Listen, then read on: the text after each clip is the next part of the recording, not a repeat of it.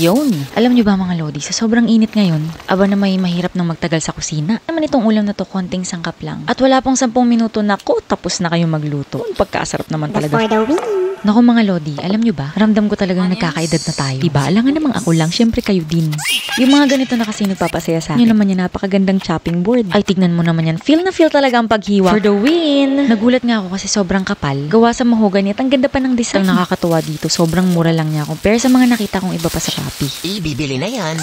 Buti na lang, dumating na itong in-order ko sa Facebook. Beef Wusam. Kala ko nga wala kaming uulamin. Wusam Yup is thinly sliced beef with tender texture and burst of flavor. O diba may paganon pa? Syempre kay Maring Google lang yan. Order din pala ako ng enoki mushrooms, 2 plastic. Pero hindi yung kakilala mong plastic. Charot. Inalis ko nga lang yung mga pinag-ugatan pagkatapos pinuhugasan ko na kay Kelvin.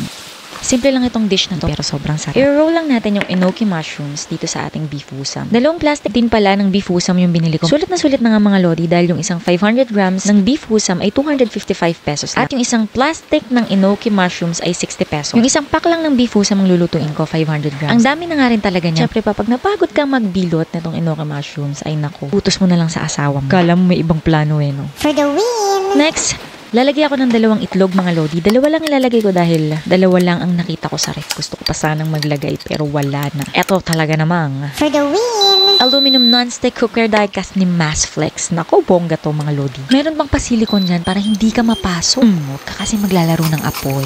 Charot.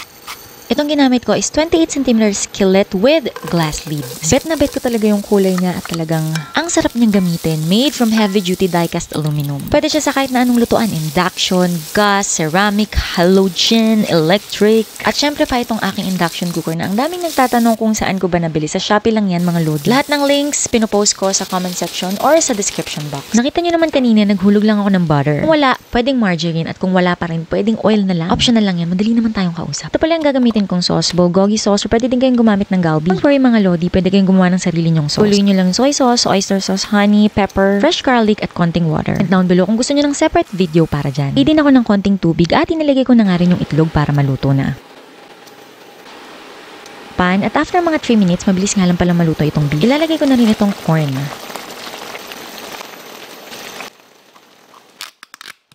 Maglalagay din ako nitong homemade cheese.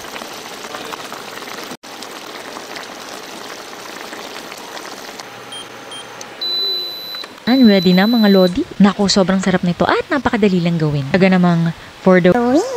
Ako nga palang inyong kusinerang inhinyera, Jane Agustin Silvestre. See you in my next vlog.